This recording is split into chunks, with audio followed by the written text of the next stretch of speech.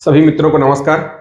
चलिए, कंप्यूटर पे हमारी क्लासेस चल रही थी। लास्ट क्लास में जो हमने कंप्यूटर पर जो टॉपिक स्टार्ट किया था दोस्तों, वो हम पढ़ रहे थे ऑपरेटिंग सिस्टम। ठीक है, तो ऑपरेटिंग सिस्टम हमने अपनी लास्ट क्लास में स्टार्ट किया था, तो उसी को थोड़ा आज की अपनी क्लास में हम उससे आगे बढ़ेंगे, है ना। ऑपरेटिंग सिस्टम कितने प्रकार के होते हैं, उनके कितने प्रकार के होते हैं, तो हमने उनको दो भागों में देखा था कि एक उपयोगकर्ता के आधार पर और दूसरा आपके प्रोसेसिंग के आधार पर। तो उन्हीं चीजों को एक बार शॉर्ट में रिवाइज करते हुए और फिर आज की क्लास को हम क्या आगे बढ़ाएंगे। ठीक है दोस्तों, चलिए देखिए, ऑपरेटिंग सिस्टम ने देखा था, तो बेसिकली अब इसको हम थोड़ा सा फास्ट मूव करेंगे।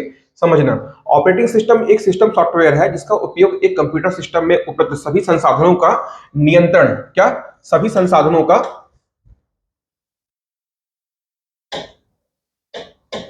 देखिए क्या बोल रहा है, कंप्यूटर में उपलब्ध है सभी संसाधनों का। मैंने आपको लास्ट क्लास में बताया था कि ये संसाधन को आपको बहुत विशेष रूप से ध्यान रखना है। क्यों? संसाधन का मतलब दोस्तों क्या होता है? रिसोर्सेस। रिसोर्सेस अर्थात जितने भी हमारे कंप्यूटर में संसाधन का मतलब क्या होता है कि कंप्यूटर सिस्टम में जो भी आपके हार्डवेयर डिवाइसेस हैं, जैसा कि आपका इनपुट डिवाइस, या बात कर लें आपके आउटपुट डिवाइस, या बात करें जैसा कि मेमोरी, सीपीयू, और इसके अलावा अन्य जो भी एप्लीकेशन सॉफ्टवेयर होते हैं, ये सभी क्या है, कंप्यूटर सिस्टम में उपलब्ध एक संसाधन है। तो कंप्यूटर में उपलब्ध सभी संसाधनों का नियंत्रण भी करता है और उनका प्रबंधन भी करता है। ठीक है, इसके बाद में इसे कंप्यूटर का मैनेजर या सुपरवाइजर भी कहा जाता है। ये हमने अपनी लास्ट क्लास में देखा था। और इसके बाद हमने देखा था जो सबसे महत्वपूर्ण था, क्या कि जो कंप्यूटर का उपयोग करता है, अर्थात कंप्यूटर का जो यूजर है और कंप्यूटर के बीच में क्या करता है, ये इंटरफेस का कार्य करता है। इंटरफेस क्या करता है दोस्तों, कि उपयोगकर्ता और कंप्यूटर के बीच में मध्यस्थता का क्या करता है, काम करता है। ठीक है, तो इसको हम क्या कहते हैं, कंप्यूटर का यूजर इंटरफेस भी कहते हैं। ये हमने देखा था। चलिए, इसके बाद में क्या था, ये जो आपका ऑपरेटिंग सिस्टम है, ये कैसा काम करता है, कंप्यूटर का एक यूजर इंटरफेस का कार्य करता है, अर्थात उपयोगकर्ता और कंप्यूटर के बीच में इस तरह से संबंध स्थापित हो, ये आपका ऑपरेटिंग सिस्टम करता है। इसके अंतर्गत हमने दो तरह के यूजर इंटरफेस देखे थे। अब आपसे यदि कभी भी एग्जाम में पूछ ले कि जो उपयोग करता है कंप्यूटर का, जो यूजर है कंप्यूटर का, वो किस तरह से कंप्यूटर के साथ में इंटरफेस कर सकता है, तो दो तरीकों से कर सकता है। एक करता है CUI अर्थात कैरेक्टर यूजर इंटरफेस का मतलब क्या होता है कि उपयोगकर्ता को कंप्यूटर को जो भी कमांड देना है वो क्या करेगा, वो आपको टाइप करके देगा। कैसे देगा आपको? वो उपयोगकर्ता को कंप्यूटर से जो भी कार्य लेना है तो उसके लिए कुछ निर्देश देगा, अर्थात कंप्यूटर को कुछ कमांड देगा, और वह उपयोगकर्ता जो भी कुछ कमांड देगा वो कैसे देगा, आपको टाइप करके देगा। इसके बाद में हमने देखा था ग्राफिकल यूजर इंटरफेस। ये ग्राफिकल यूजर इंटरफेस में क्या होता है कि इसमें जो उपयोगकर्ता कमांड देगा वो किस तरह से देगा दोस्तों, वो आपको एक आइकन्स रहेंगे, उन आइकन्स को सिलेक्ट करेगा। ठीक है, यहां पास आपके GUI में टाइप करने का काम नहीं होता है। और आज वर्तमान में हम जितने भी ऑपरेटिंग सिस्टम, चाहे बात कर लें आपके कंप्यूटर में या बात कर लें आपके अदर डिवाइस लाइक आपके mobile phone, smartphone, tablet, digital watch, जितने भी आपके डिजिटल डिवाइस या कंप्यूटर डिवाइसेस हैं, सब में अभी वर्तमान में क्या यूज हो रहा है दोस्तों, तो आप बताएंगे GUI। ठीक है, ग्राफिकल यूजर इंटरफेस। कभी हो सकता है कि आपसे डायरेक्टली पूछ ले, हम इतना डीप में पढ़ लिए हैं और हमको मालूम पड़ रहा है कि एग्जाम में यही याद नहीं आ रहा है कि ग्राफिक GUI का फुल फॉर्म क्या होता है, तो आपको बिल्कुल ध्यान में रखना है। GUI का फुल फॉर्म होता है ग्राफिकल यूजर इंटरफेस। चलिए, इसके बाद हमने क्या देखा था क्लास में, उसको आगे समझते हैं। पार्ट ऑफ ऑपरेटिंग सिस्टम, इसके अंतर्गत मैंने आपको बताया था कि आपको बहुत कुछ याद करने की जरूरत नहीं है। ऑपरेटिंग सिस्टम के दो महत्वपूर्ण पार्ट होते हैं, एक होता है आपका कर्नेल और दूसरा होता है सेल। कर्नेल क्या होता है कि जो कर्नेल है ना, कर्नेल क्या होता है, ये आपके ऑपरेटिंग सिस्टम का कोर पार्ट होता है, मूलभूत भाग होता है ऑपरेटिंग सिस्टम का, है ना। तो ये क्या होता है कि ये कंप्यूटर सिस्टम के जो हार्डवेयर डिवाइस होते हैं उनसे डायरेक्टली काम करवाता है या उनसे डायरेक्टली संबंध स्थापित करता है। और जो आपका सेल होता है, ये क्या करता है कि जो उपयोगकर्ता जो कमांड दे रहा है उसको तो आपका ऑपरेटिंग सिस्टम समझ नहीं सकता। क्यों? क्योंकि उसकी अपनी अलग भाषा है। तो सेल क्या करता है कि उपयोगकर्ता द्वारा दी गई कमांड को कर्नेल के समझने वाली कमांड में, अर्थात उसके समझने वाली भाषा में क्या करता है, परिवर्तित करता है। तो क्या होगा, ये हमारे कर्नेल और सेल ये क्या हो गए, ये आपके ऑपरेटिंग सिस्टम के दो महत्वपूर्ण भाग हो गए। आपसे एग्जाम में पूछ सकता है कर्नेल क्या होता है। ठीक है, ये हमने देखा था। चलिए, इसके बाद में हमने जो देखा था सबसे महत्वपूर्ण था वो ऑपरेटिंग सिस्टम के कार्य देखे थे। ऑपरेटिंग सिस्टम के कार्य के अंतर्गत हमने क्या देखा था, सबसे पहला process management, file management, memory management और इनपुट मैनेजमेंट। और इनको सभी को हमने बहुत डिटेल में समझा था और मैंने आपको बताया भी था कि यदि आपसे पूछ ले एग्जाम में कि निम्नलिखित में से कौन सा ऑपरेटिंग सिस्टम का सबसे महत्वपूर्ण कार्य है, तो आप क्या बताओगे? यदि आपको ए बी सी डी करके ये दिया हुआ है, साथ में आपको एक ऑप्शन और दिया हुआ है रिसोर्स मैनेजमेंट, तो रिसोर्स मैनेजमेंट कंप्यूटर का सबसे मुख्य कार्य है। क्या? ऑपरेटिंग सिस्टम का, कंप्यूटर अर्थात ऑपरेटिंग सिस्टम का रिसोर्स मैनेजमेंट जो है ऑपरेटिंग सिस्टम का सबसे महत्वपूर्ण कार्य है। ये आपको ध्यान में रखना है। क्यों? इसी रिसोर्स मैनेजमेंट के अंतर्गत जो आप प्रोसेस मैनेजमेंट करते हो, जो फाइल मैनेजमेंट करते हो, मेमोरी मैनेजमेंट करते हो, इनपुट आउटपुट मैनेजमेंट करते हो, ये जितने भी कार्य किए जाते हैं ऑपरेटिंग सिस्टम के द्वारा, ये बेसिकली किसके अंतर्गत आते हैं? ये आपके रिसोर्स मैनेजमेंट के अंतर्गत आते हैं। ठीक है। इसके बाद हमने और क्या देखा था? Security management. सिक्योरिटी मैनेजमेंट का अर्थ क्या था कि हमारा जो कंप्यूटर सिस्टम है, ये हम बात कर लें, जो हमारा ऑपरेटिंग सिस्टम है, इसको वही प्रयोग कर पाए जो इसका अधिकृत प्रयोग करता है। अर्थात जो इसका ऑथेंटिक यूजर है वही हमारे ऑपरेटिंग सिस्टम को यूज कर पाए। इसके लिए हम सिक्योरिटी मैनेजमेंट के अंतर्गत करते क्या है कि अपने ऑपरेटिंग सिस्टम में, अपने कंप्यूटर सिस्टम में कुछ विशेष सिक्योरिटी मैनेजमेंट को प्रोवाइड करवाते हैं। जैसा कि क्या पासवर्ड होता है, कैप्चा होता है, यूजर नेम होता है, और क्या आपने देखा होगा ओटीपी, कि बिना आपकी अनुमति के कोई भी व्यक्ति किसी प्रकार के आपके कंप्यूटर सिस्टम में या आपके मोबाइल में एक्सेस ना कर पाए। ये था आपका क्या? Security management. तो इस तरह से हमने क्या अपनी लास्ट क्लास में जो आपके ऑपरेटिंग सिस्टम के कार्य थे उनको हमने बहुत डिटेल में पढ़ा था। ठीक है, चलिए और देखते हैं इसके बाद। और मैंने आपको लास्ट क्लास में ही ये बताया था कि क्या आपके क्लासिफिकेशंस ऑफ ऑपरेटिंग सिस्टम, अर्थात ऑपरेटिंग सिस्टम का वर्गीकरण, किस किस प्रकार के आपके ऑपरेटिंग सिस्टम हो सकते हैं, इसको सिर्फ मैंने आपको ओवरव्यू दिया था। तो चलिए आज की क्लास में हम जो पढ़ने जा रहे हैं वो क्या है? आपका क्लासिफिकेशन ऑफ ऑपरेटिंग सिस्टम, आपके ऑपरेटिंग सिस्टम का वर्गीकरण। तो देखिए, ऑपरेटिंग सिस्टम का जो वर्गीकरण होता है वो मुख्यतः दो तरह से होता है। एक होता है on the basis of user, उपयोगकर्ता के आधार पर, कि कितने उपयोगकर्ता अर्थात कितने लोग एक बार में कंप्यूटर सिस्टम में कार्य कर सकते हैं। तो क्या होगा? पहला आपका होगा ऑन द बेसिस ऑफ क्या? On the basis of user, अर्थात उपयोगकर्ता के आधार पर। और दूसरा क्या है? On the basis of processing, कार्य पद्धति के आधार पर। क्या? कार्य पद्धति।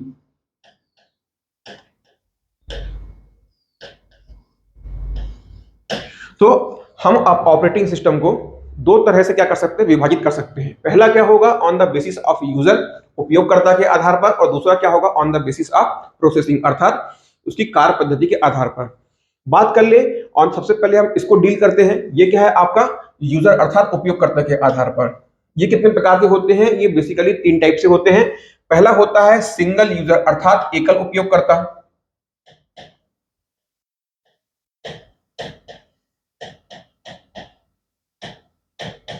एकल उपयोगकर्ता।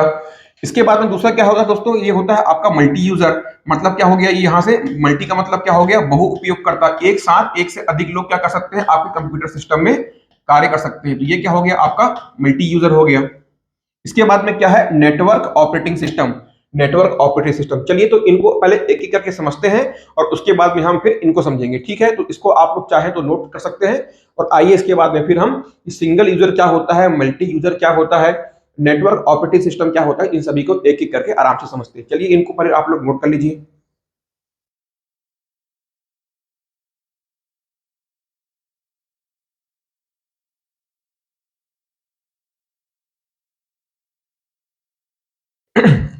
बहुत ज्यादा समय हमारे पास बचा नहीं है। कंप्यूटर का सिलेबस हमारा 8-10, कोशिश कर रहे हैं 8-10 अप्रैल तक आप लोगों का कंप्यूटर का जो कंप्लीट सिलेबस है वो पूरा कवर हो जाए। ठीक है, इसके बाद में हम चालू करेंगे जितने भी हमने अब चैप्टर्स को डिटेल में कंप्लीट किया है उस पर एमसीक्यू सीरीज अपनी लेकर के आएंगे। ठीक है, तो अभी तक जिन जिन लोगों ने, बहुत लोगों ने क्या कर लिया है, कोर्स, हाँ, कोर्स को परचेस कर लिया है, ऐप को, जो द सीजीपीसी कोच का जो ऐप है उसमें जो ऐप को डाउनलोड करके कोर्स को परचेस कर लिया है दोस्तों। और मैं आपको इसलिए बता रहा हूं कि उसमें अभी जो आपकी फीस है वो कितनी है? 99 रुपीज है। और आगे उस कोर्सेस में आपको जितनी भी यूट्यूब पर क्लास हो रही है वो तो आपको सिस्टमेटिक मिलेंगी मिलेंगी। इसके अलावा आपको बहुत कुछ मिलने वाला है। अनिस सर ने भी आप लोगों को बताया हुआ है कि आप लोगों को क्यों परचेस करना है अभी, क्योंकि देखिए कुछ दिन बाद में करीबन 10 या 11 अप्रैल से सभी जितने भी हमारे ऐप पर जितने भी कोर्सेस हैं सबके प्राइस बढ़ने वाले हैं। अभी समय है कि आप लोग उसको परचेस करके रख लीजिए दोस्तों। जितने भी आपकी एमसीक्यू सीरीज होंगी, चाहे बात कर ले कंप्यूटर की, बात कर ले मैथ्स की, हिंदी की, इंग्लिश की, जीएस जीके की, वो आपके पैरेलल यूट्यूब पर भी होंगी और आपके एप्लीकेशंस पे भी होंगी। ठीक है, तो आप लोगों को बिल्कुल ध्यान से कोर्स अभी तक आप लोगों ने यदि परचेस नहीं किया है, ऐप को डाउनलोड नहीं किया है, तो दोस्तों करके रखिए, आप लोगों के बेनिफिट में ही जाने वाला है वो। ठीक है, चलिए आगे बढ़ते हैं। देखिए क्या आ गया अपना पहला, सबसे पहले हमने क्या देखा था, on the basis of user, उपयोगकर्ता के आधार पर। तो सबसे पहला देखिए आपको क्या दिखाई दे रहा है, सिंगल यूजर ऑपरेटिंग सिस्टम, अर्थात क्या, एकल उपयोगकर्ता। एक समय में एक ही उपयोगकर्ता कार्य कर सकता है, आपको इसका मतलब ये समझना है। ठीक है, क्या सिंगल यूजर ऑपरेटिंग सिस्टम का मतलब क्या होता है कि किसी कंप्यूटर सिस्टम पर एक समय में एक ही उपयोगकर्ता कार्य कर सकता है। और इसका जो उदाहरण होता है वो बहुत ही आप लोगों को, इससे आपको बेसिकली क्या है, इसकी परिभाषा से आपको विशेष कोई मतलब नहीं है कि वो सिंगल यूजर क्या होता है, मल्टी यूजर क्या होता है, फिर भी आपको समझ में आना चाहिए। जो सबसे महत्वपूर्ण है वो है क्या, इसके एग्जाम्पल। तो दोस्तों सिंगल यूजर ऑपरेटिंग सिस्टम का जो एग्जांपल है वो है दोस्तों क्या, यहाँ पास एमएस डॉस। डॉस का फुल फॉर्म मैंने आपको बताया है, डिस्क ऑपरेटिंग सिस्टम। क्या, डिस्क ऑपरेटिंग सिस्टम। इसके बाद में दूसरा क्या है, एमएस विंडो। और तीसरा क्या है आपका, मैकिन्टॉश। क्या, मैकिन्टॉश। ये आपका एप्पल कंपनी द्वारा, ये क्या है आपका मैकिन्टॉश। ये मैकिन्टॉश किस कंपनी का ऑपरेटिंग सिस्टम है, तो आप बताएंगे एप्पल कंपनी का। और ये जो क्या है आपका डॉस, क्या है किसका है, ये माइक्रोसॉफ्ट का है, एमएस माइक्रोसॉफ्ट। और विंडोज भी किसका होता है बताइए, एमएस विंडोज, अर्थात माइक्रोसॉफ्ट कंपनी के द्वारा ये दोनों ही, डॉस और विंडोज। जो आपका डॉस है वो क्या है आपका सीयूआई, कैरेक्टर यूजर इंटरफेस आधारित ऑपरेटिंग सिस्टम है। और जितने भी आपके विंडोज पहले से लेके अंतिम वर्जन, विंडोज 1.0 से लेकर के जो आप वर्तमान में आप विंडोज 11, विंडोज 11 का जो वर्जन देख रहे हो, ये सभी के सभी क्या है आपकी जीयूआई, ग्राफिकल यूजर इंटरफेस आधारित क्या है आपके ऑपरेटिंग सिस्टम है। ठीक, तो सिंगल यूजर ऑपरेटिंग सिस्टम अर्थात एक बार में एक ही उपयोगकर्ता जो कंप्यूटर में कार्य कर सकेगा, ऐसे ऑपरेटिंग सिस्टम के उदाहरण क्या है आपका, एमएस डॉस, विंडोज, और क्या आपका मैकिन्टॉश, जिसको हम क्या बोलते हैं, मैक भी कहते हैं, मैकिन्टॉश। किसके द्वारा बनाया गया है, एप्पल कंपनी के द्वारा इसको बनाया गया है। सेकंड नंबर पे आते हैं आपके मल्टी यूजर ऑपरेटिंग सिस्टम, अर्थात क्या, बहु उपयोगकर्ता ऑपरेटिंग सिस्टम। इसका मतलब क्या होता है कि एक समय में एक से अधिक उपयोगकर्ता इसमें कार्य कर सकते हैं। अभी इसका एग्जांपल देखिए क्या होगा आपका, यूनिक्स और लिनक्स।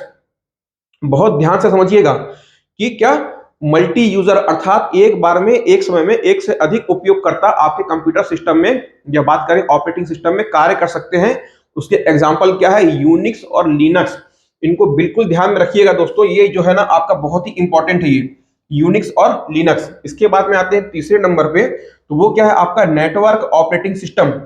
हार्डवेयर पेरिफेरल्स की सहायता से कम्युनिकेशन के लिए कंप्यूटर का एक नेटवर्क बनाने के लिए उपयोग।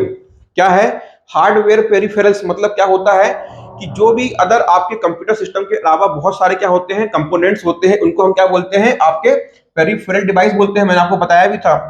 तो कई पेरिफेरल्स डिवाइस की सहायता से कम्युनिकेशन के लिए कंप्यूटर का एक नेटवर्क बनाते हैं। क्या करते हैं, 2 3 4 बहुत सारे कंप्यूटर्स का क्या होता है, एक नेटवर्क होता है।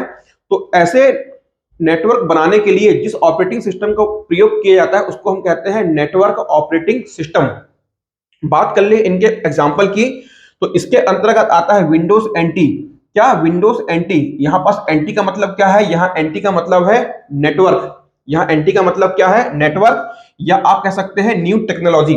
जो विंडोज एनटी वर्जन के जो ऑपरेटिंग सिस्टम थे, यहां एनटी का मतलब कभी आपको जनरली इसका जो मतलब होता है वो होता है न्यू टेक्नोलॉजी, लेकिन यहां इसका एक अर्थ और निकाला जाता है, वो क्या होता है, नेटवर्क। जो विंडोज एनटी सीरीज के आपके कंप्यूटर ऑपरेटिंग सिस्टम हैं, वो क्या होते हैं, वो network operating system supporting operating system होते हैं।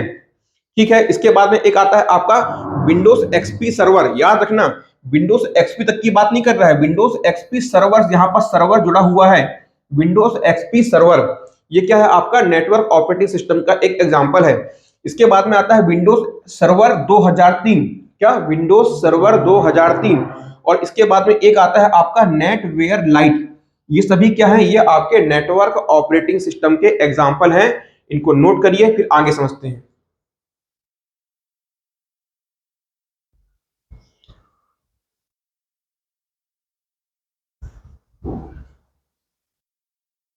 ठीक है, तो ये क्या हो गया, ये हमारा पहला टाइप होगा किसके, उपयोगकर्ता के आधार पर। कितने होते हैं, सिंगल यूजर, मल्टी यूजर, और क्या आपका यहां से तीसरे नंबर पे क्या, नेटवर्क ऑपरेटिंग सिस्टम। चलिए अब आगे बात करते हैं दूसरी टाइप का, क्या कि प्रोसेसिंग के आधार पर अर्थात कार्य पद्धति के आधार पर आपके ऑपरेटिंग सिस्टम कितने प्रकार के होते हैं उनको समझते हैं। ठीक है, इसको नोट कर लिए आप लोग। आइए, अब क्या आता है, प्रोसेसिंग के आधार पर, ऑन द बेसिस ऑफ क्या, प्रोसेसिंग, अर्थात कंप्यूटर की ऑपरेटिंग सिस्टम की कार्य पद्धति के आधार पर। तो इसके अंतर्गत सबसे पहला आता है आपका क्या, सीरियल प्रोसेसिंग ऑपरेटिंग सिस्टम। इसमें क्या होता है, देखिए वर्ड पकड़िएगा, सीरियल प्रोसेसिंग ऑपरेटिंग सिस्टम। एक समय में केवल एक प्रोसेस को एग्जीक्यूट कर सकते हैं। सीरियल का मतलब क्या होता है, देखिए सीरियल का मतलब क्या होता है कि एक समय में एक आपका एक, सीरियल का मतलब क्या होता है, एक समय में एक, अर्थात आपका एक जो निर्देश है पहले वो एग्जीक्यूट होगा, फिर दूसरा आएगा, फिर तीसरा आएगा। यहां पास में ना दो या तीन या चार एक साथ नहीं आ सकते, एक समय में सिर्फ क्या होगा, एक ही आपका प्रोसेस एग्जीक्यूट होगा। इसीलिए क्या बोलते हैं, एक समय में एक प्रोसेस को एग्जीक्यूट कर सकते हैं। यह फीफो, आपसे एग्जाम में इसके पहले दो तीन बार पूछा जा चुका है कि फीफो का फुल फॉर्म क्या होता है, पहले तो आपसे यही पूछ लेगा। तो यह फीफो के आधार पर एग्जीक्यूट किए जाते हैं, अर्थात फीफो का मतलब क्या होता है, फर्स्ट इन फर्स्ट आउट। जो पहले आएगा वही क्या होगा, पहले एग्जीक्यूट होगा, अर्थात निष्पादित होगा। क्या निष्पादित होगा, जो भी आप कंप्यूटर को निर्देश दे रहे हो वो क्या होगा, जो पहले आएगा वही पहले निष्पादित होगा, एग्जीक्यूट होगा। फीफो का मतलब क्या होता है, फर्स्ट इन फर्स्ट आउट, है ना, याद रखना, फीफो का मतलब क्या, फर्स्ट इन फर्स्ट आउट। अब आते हैं, ये क्या हो गया हमारा पहला सीरियल प्रोसेसिंग ऑपरेटिंग सिस्टम, एक समय में एक बार में एक ही प्रोसेस क्या होगा, एग्जीक्यूट होगा। बात कर लेते हैं सेकंड नंबर पे, जो आपका बैच ऑपरेटिंग सिस्टम है, क्या, बैच प्रोसेसिंग ऑपरेटिंग सिस्टम। ये जो बैच प्रोसेसिंग ऑपरेटिंग सिस्टम है, इसको ऐसा समझना आप लोग, देखो सीरियल में क्या हो रहा था कि एक बार में आप एक प्रोसेस को एग्जीक्यूट कर रहे थे, अर्थात निष्पादित कर रहे थे। अब इस बैच प्रोसेसिंग में क्या होता है कि एक समान प्रोसेस को, ऐसे प्रोसेस जो क्या होते हैं, एक तरह के होते हैं, इनको हम अलग अलग एग्जीक्यूट ना करके, इनको अलग अलग एग्जीक्यूट ना करके एक बैच बनाकर एक समय में निष्पादित कर देते हैं। ये इसको लिए हम एग्जांपल में देखें, सपोज क्लास 10th में क्या होता है, क्लास 10th में हमारा साइंस के वाइवा होना है, प्रैक्टिकल का वाइवा होना है। अब सारे स्टूडेंट कैसे हैं, 10th के हैं, मान लो सेम डे क्या होना है, 11th वालों को भी वाइवा होना है। तो आप क्या करोगे, जब सारे के सारे बच्चे 10th के हैं, एक ही क्लास के हैं, तो क्या करते हैं, उनको हम बैच में एक साथ दो स्टूडेंट को, तीन को, चार को, पांच का क्या करते हैं, बैच बना के वाइवा के लिए भेज देते हैं। क्यों, कि सारे के सारे क्या है, 10th के ही स्टूडेंट हैं, साइंस के ही स्टूडेंट हैं। तो सारे के सारे प्रोसेस कैसे हैं, एक इक्वल प्रोसेस है, कोई उसमें 11वीं का नहीं है, कोई उसमें 12वीं का नहीं है, सारे के सारे बच्चे क्या है, 10वीं के हैं। सारे बच्चे 10वीं के हैं, सारे ही बच्चे अति विज्ञान विषय के हैं। तो क्या कर सकते हैं, जब वो प्रोसेस एक प्रकार का है, व्यक्ति जो आपके स्टूडेंट एक प्रकार के हैं, तो हम उनको चाहे तो एक बार में एक का वाइवा ले, और चाहे तो 5 लोग को एक साथ भेज के पांचों का वाइवा ले लें, एक समान प्रोसेस है वो, ठीक है।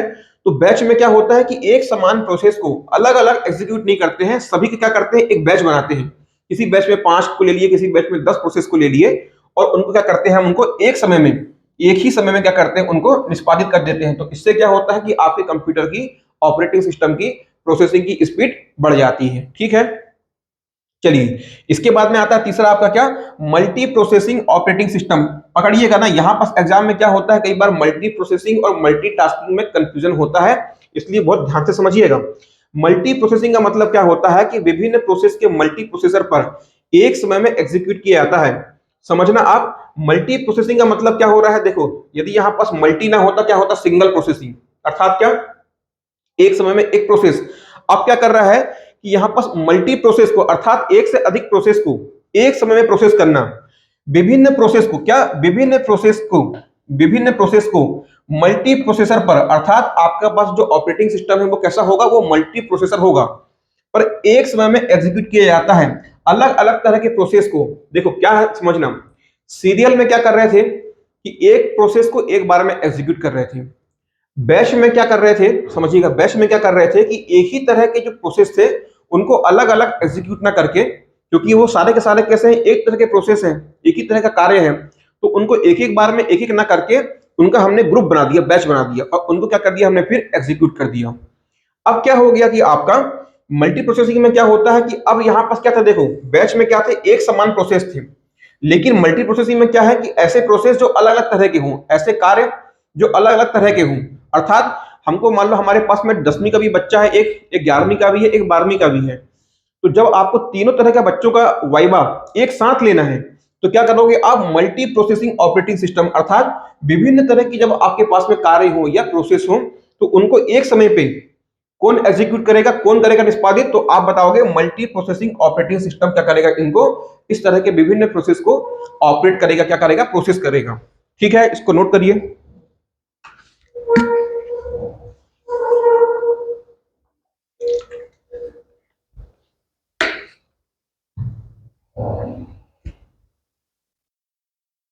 आया समझ में? चलिए अब इसके बाद में क्या आता है, मल्टीटास्किंग ऑपरेटिंग सिस्टम। देखो अभी हमने क्या देखा था, मल्टी प्रोसेसिंग। मल्टी प्रोसेसिंग का मतलब क्या था, देखो मल्टी शब्द को समझना, मल्टी शब्द का मतलब क्या होता है, बहुत सारे या विभिन्न, एक साथ कई। तो अभी हमने इसके पहले क्या देखा था, मल्टी प्रोसेसिंग, क्या कि बहुत सारे विभिन्न प्रकार के प्रोसेस को एक समय पे क्या करना, निष्पादित करना। अब क्या आता है, मल्टीटास्किंग। टास्क का मतलब क्या होता है कि अलग अलग तरह के कार्य।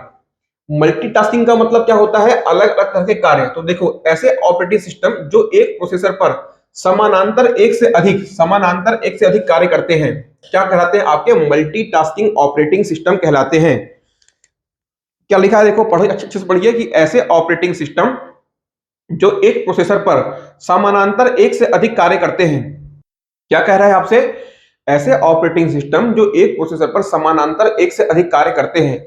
जैसे उदाहरण के लिए आप यदि कंप्यूटर पे कार्य कर रहे हैं तो आपने क्या कर दिया, एक तरफ आप गूगल में वेब ब्राउजर पे आपने कुछ सर्च किया, वहां से कोई फाइल को क्या कर रहे हो, आप डाउनलोड कर रहे हो या सेव कर रहे हो। दूसरी तरफ क्या कर रहे हो कि आपने एक पीपीटी फाइल भी खोल रखी है। तीसरी तरफ क्या कर रहे हो, आपने गाना भी चालू कर रखा है। तो मल्टीपल टास्क आप एक समय पे कर रहे हो। कैसा, गाना भी चल रहा है, वेब ब्राउजर में आप गूगल में कुछ सर्च भी कर रहे हो, फाइल को सेव भी कर रहे हो, एक तरफ आप और क्या चल रहा है, मतलब पीपीटी फाइल खोल रखी है, वहां पास आप कुछ कार्य कर रहे हैं। तो एक ही समय पर आप बहुत सारे कार्य को कर सकते हैं। वो क्या कहलाता है दोस्तों, वो कहलाता है मल्टीपल टास्किंग।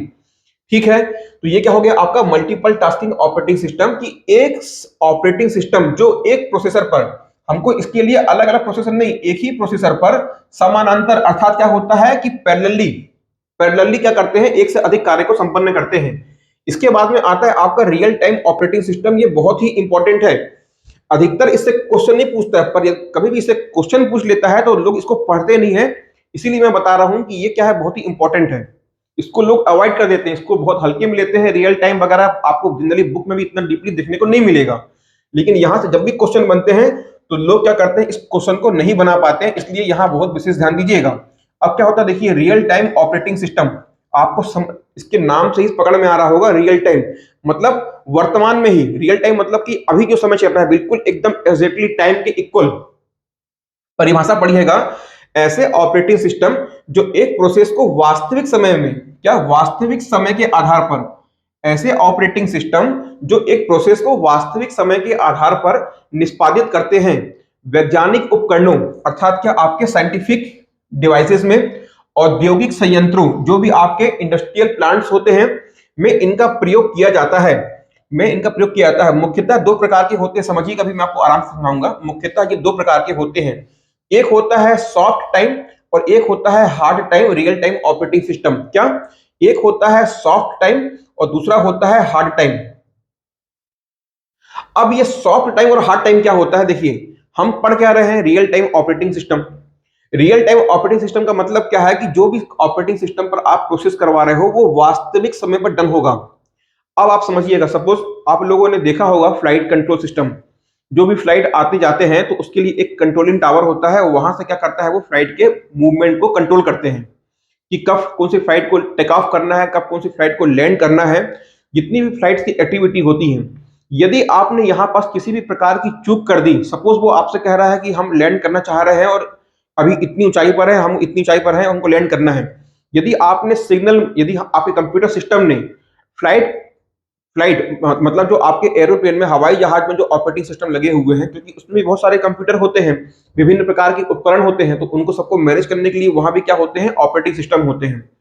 यदि आपने रियल टाइम पे जैसे ही उसने कहा कि भाई मेरे पास में यदि मान लो फ्लाइट में कोई दिक्कत आ रही है और आपके ऑपरेटिंग सिस्टम ने रिस्पॉन्स नहीं किया, तो वहां पास क्या हो सकता है, बहुत ही बड़ी हानि हो सकती है।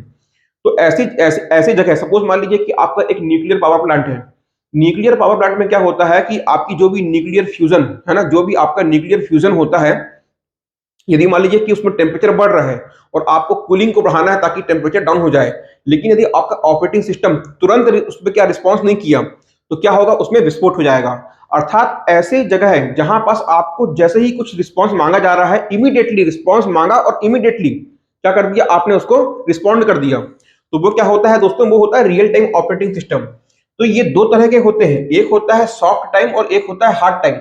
सॉफ्ट टाइम का मतलब क्या होता है, जहां थोड़ा बहुत डिले हो जाता है, अर्थात थोड़ी बहुत रिस्पॉन्स करने में देरी हो जाती है, वो क्या कहलाता है, आपका सॉफ्ट टाइम ऑपरेटिंग सिस्टम कहलाता है। Soft time real time operating system कहलाता है। दूसरा होता है हार्ड टाइम। हार्ड टाइम का मतलब क्या होता है कि यहां पास किसी भी प्रकार का डिले नहीं चलेगा, लिखिएगा नो डिले, आप इसमें नोट करिएगा, नो डिले, किसी भी प्रकार की देरी यहां बर्दाश्त नहीं की जा सकती। इसके एग्जाम्पल क्या होता है, इसको आप नोट करिएगा। तो हार्ड टाइम में यदि आपको पूछना होगा कि इसका प्रयोग कहां होता है, तो आप क्या बताओगे कि जो आपका फ्लाइट कंट्रोल सिस्टम होता है, फ्लाइट कंट्रोल सिस्टम, तो इसका जो hard time real time operating system जो यूज होते हैं, वो कहां यूज होते हैं दोस्तों, तो उसको आप लिखिएगा फ्लाइट कंट्रोल सिस्टम में। फ्लाइट कंट्रोल सिस्टम में hard time real time operating system का प्रयोग होता है, नोट डाउन करिएगा। फिर बात कर लेते हैं इसके एग्जाम्पल की, इसके रियल टाइम ऑपरेटिंग सिस्टम के एग्जाम्पल की बात कर ले, तो यहां पास एक वर्ड आता है, उसको आप नोट करिएगा, आरटीओएस। आरटीओएस ये एक वर्ड यूज होता है, इसका फुल फॉर्म क्या होता है, इसको लिखिएगा रियल टाइम ऑपरेटिंग सिस्टम। आरटीओएस का फुल फॉर्म क्या होता है, real time operating system.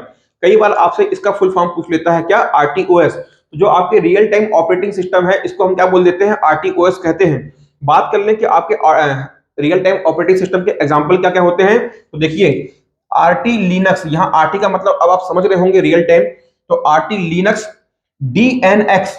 DNX देखिए, ये जो आपका ऑपरेटिंग सिस्टम के जो टॉपिक है, चैप्टर है, इसमें आपको जो सारा नंबर मिलने वाला है, यदि आपको यहाँ से मार्क्स एग्जाम में क्वेश्चन पूछेंगे और आपको यहाँ से मार्क्स लेना है, नंबर को आपको खींचना है, तो इसमें सिर्फ केवल एक ही मेहनत क्या है कि आपको जो इसके एग्जाम्पल है इनको याद करना है। क्या, इनके एग्जाम्पल को आपको याद करना है। सारी की सारी मेहनत ऑपरेटिंग सिस्टम के टॉपिक में एग्जाम्पल को याद करने के ऊपर बेस्ड है। यदि आप 2-3 बार रिवाइज करेंगे, हालांकि मैं कुछ इस तरीके से आप लोगों को समझा रहा हूं ताकि आपको कंफ्यूजन ना हो। कई बार क्या रहता है कि आपके देखिएगा, आप प्रीवियस ईयर क्वेश्चन पेपर को देखिएगा आपके व्यापम में ही, मैं भी आपको आगे बताऊंगा भी कि कई बार क्या किया कि एक ही तरह के ऑपरेटिंग सिस्टम को एक बार ओपन सोर्स ले लिया है और दूसरी बार क्लोज सोर्स ले लिया है, ठीक है। तो वो खुद ही अपने ऑप्शन में, अपने आंसर में क्या रहता है, कंफ्यूज रहता है, उस चक्कर में हमको कंफ्यूजन पैदा होता है। लेकिन मैं आप लोगों को यहाँ जो कुछ भी बतलाऊंगा वो एग्जैक्ट बतलाऊंगा। चाहे आपके एग्जाम में वो क्वेश्चन यदि आता है, प्रीवियस ईयर में क्या ले रखा है उसको छोड़िएगा, मैं आपको यहाँ जो बता रहा हूँ आप उसी को आंसर लेना है, ताकि भविष्य में यदि कहीं भी कभी भी यदि उस पर कुछ आपत्ति आती है तो हमारे पास में एकदम प्रूफ है ना, बिल्कुल हमारे पास में उसका जो शानदार प्रूफ रहेगा, जिसको आयोग अवॉइड नहीं कर पाएगा, हमारे पास में वो प्रूफ हमारे पास में है। हम एनसीईआरटी की बुक से भी जो आपको मैं पढ़ा रहा हूं दोस्तों, ये एनसीईआरटी की बात कर लें, सीबीएसई की बुक की बात कर लें, या जो भी आपकी गवर्नमेंट ऑफिशियल साइट होती है दोस्तों, मैं वहां से आपके लिए एग्जाम्पल और बहुत कुछ निकाल करके लाता हूं। इसीलिए जो हम पढ़ रहे हैं वो यदि एग्जाम में यहां से क्वेश्चन निकल करके आते हैं, और सपोज इन द केस, मतलब कभी ऐसा होगा नहीं, इन द केस यदि व्यापम या कोई भी एग्जाम बोर्ड यदि उसको आंसर नहीं लेता है, तो हमारे पास क्लेम करने के लिए बकायदा पूरा का पूरा क्या होगा, प्रूफ होगा, ठीक है। तो देखिए आपका जो रियल टाइम ऑपरेटिंग सिस्टम है उसका एग्जांपल क्या होगा, आरटी लिनक्स। अब यहां से आपको पकड़ लेना है आरटी का मतलब क्या होता है, रियल टाइम। इसके बाद में क्या होगा, लिंक ओएस। क्या, लिंक ओएस, डीएनएक्स। फिर उसके बाद में आरटीएक्स, जहां आपको आरटी दिख जाएगा वहां तो आपको समझ में आ ही रहा है कि वो क्या होगा, आपका रियल टाइम ऑपरेटिंग सिस्टम होगा। क्या हो गया ये, आरटीएक्स। इसके बाद में देखना वीएक्स वर्क, वीएक्स वर्क, ठीक है। तो पकड़ना डीएनएक्स VX वर्क, RTX और RT लिनक्स, ये सब क्या है आपके रियल टाइम ऑपरेटिंग सिस्टम के एग्जाम्पल हैं। चलिए अब आते हैं तीसरे नंबर पे।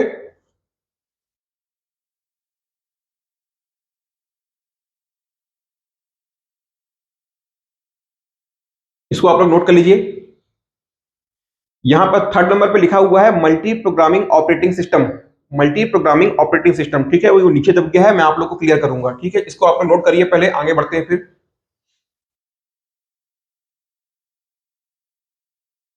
चलिए देखिए यहां लिखा हुआ है मल्टी प्रोग्रामिंग ऑपरेटिंग सिस्टम, तो नोट करिए आप लोग, कॉपी में लिखिए तीसरे नंबर पे multi programming operating system. Multi programming operating system note करिए।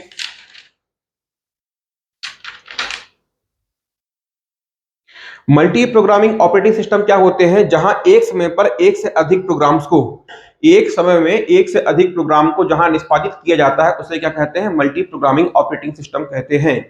एक समय पर एक से अधिक, एक समय पर एक से अधिक प्रोग्राम को निष्पादित या एग्जीक्यूट किया जाता है उसे हम क्या कहते हैं, मल्टी प्रोग्रामिंग ऑपरेटिंग सिस्टम कहते हैं।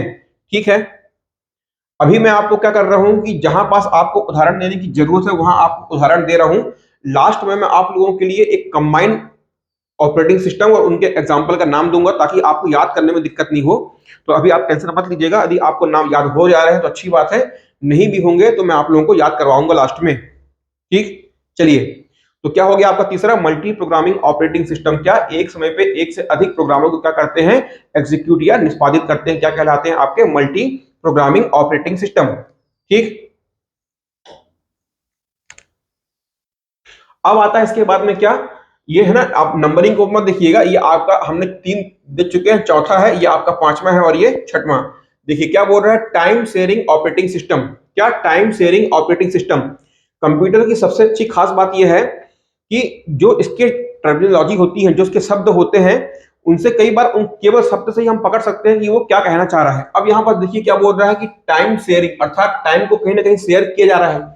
टाइम शेयरिंग ऑपरेटिंग सिस्टम का मतलब क्या होता है, इसका प्राथमिक उद्देश्य कंप्यूटर के प्रत्येक उपयोगकर्ता, कंप्यूटर के प्रत्येक उपयोगकर्ता अर्थात जितने भी कंप्यूटर पर यूजर हैं को तेजी से प्रतिक्रिया प्रदान करना। टाइम शेयरिंग क्या होता है, मान लीजिए कि आप किसी ऑफिस में काम कर रहे हैं, वहां पास मल्टीपल कंप्यूटर सिस्टम है, तो सभी लोग क्या कर रहे हैं कि एक कंप्यूटर से जुड़े हुए, जिसे आपने देखा होगा ना मेन फ्रेम कंप्यूटर, जब मैं आपको टाइप में पढ़ाया था, कंप्यूटर्स के टाइप पढ़ाया था आपको मैं, वहां मैंने आपको पढ़ाया था मेन फ्रेम कंप्यूटर। छोटे ऑफिस कार्यालय वगैरह में या बड़े ऑफिस कार्यालय होते हैं तो वहां पास क्या होते हैं कि एक ही जो कंप्यूटर सिस्टम होता है वो बहुत सारे कंप्यूटर सिस्टम को क्या करता है दोस्तों, रन करता है, जुड़े हुए होते हैं। तो जब क्या होता है कि एक ही तरह के कार्य को, जैसे आपने इसरो वगैरह का जब लॉन्चिंग देखा होगा, तो वहां क्या होता है कि बहुत सारे लोग कंप्यूटर सिस्टम में बैठे होते हैं और वो जितने भी कंप्यूटर सिस्टम होते हैं वो किसी एक सर्वर से क्या जुड़े हुए रहते हैं। तो जितने भी उपयोग करता है सबको बकायदा एक एक टाइम स्लॉट देना कि आपको कुछ रिस्पॉन्स करना है तो आपको एक टाइम स्लॉट दिया गया है, और जो भी रिस्पॉन्स आ रहा है तो सबको बराबर इक्वली क्या डिस्ट्रीब्यूट कर देना, अर्थात टाइम को क्या करना, टाइम में शेयर कर देना, अर्थात जो भी कंप्यूटर का उपयोग करता है उसको तेजी से प्रतिक्रिया देना, मतलब जो भी हमारे पास में रिस्पॉन्स आ रहा है वो सबको इक्वली मिल जाए। ठीक है, तो क्या होगा, ये टाइम शेयरिंग ऑपरेटिंग सिस्टम होगा। बात कर लेते हैं डिस्ट्रीब्यूटेड ऑपरेटिंग सिस्टम। ये डिस्ट्रीब्यूटेड ऑपरेटिंग सिस्टम क्या होता है, कि ऐसा ऑपरेटिंग सिस्टम जो विभिन्न कंप्यूटर के समूह को प्रबंधन करता है। अब समझिएगा यहां भी क्या हो रहा है कि बहुत सारे उपयोग करता है कंप्यूटर पर क्या हो रहा है कि सबको अलग अलग एक टाइम स्लॉट दिया जाएगा कि हाँ भाई आपका क्या बोलना है, आप कुछ चाहते हो रिस्पॉन्स देना, तो सभी को इक्वल टाइम मिलेगा और जो भी प्रतिक्रिया आएगी वो सबको इक्वली मिल जाएगी। ठीक है, जो भी मान लो कि हम कुछ, हमारा कुछ परिणाम आया, जो भी हमारे प्रोसेसिंग का कुछ रिजल्ट आया, तो सबको इक्वली क्या वो रिजल्ट देखने को मिल जाएगा तत्काल। तो यहां भी बात हो रही है किसकी, ग्रुप, यहां भी बात क्या हो रही है कि बहुत सारे कंप्यूटर्स ग्रुप की बात हो रही है। अब डिस्ट्रीब्यूटेड में क्या होता है कि यहां भी क्या बोल रहे हैं, एक ऐसा ऑपरेटिंग सिस्टम जो विभिन्न कंप्यूटर के समूह को प्रबंधन करता है, क्या कहलाता है, ये डिस्ट्रीब्यूटेड ऑपरेटिंग सिस्टम कहलाता है। और दिखने में कैसा, ये दिखने में कैसा, दिखने में एकल कंप्यूटर अर्थात सिंगल कंप्यूटर, दिखने में कैसा प्रतीत होता है, यह दिखने में एकल कंप्यूटर जैसा या सिंगल कंप्यूटर जैसा प्रतीत होता है। दिखता तो क्या है कि ये एक सिंगल कंप्यूटर है, लेकिन कर क्या रहा होता है, वो बहुत सारे कंप्यूटर के समूह को मैनेज कर रहा होता है। क्या कहलाता है, ये आपका डिस्ट्रीब्यूटेड ऑपरेटिंग सिस्टम कहलाता है। यहाँ एक चीज और नोट करिएगा, आपके डिस्ट्रीब्यूटेड ऑपरेटिंग सिस्टम को कई बार लूजली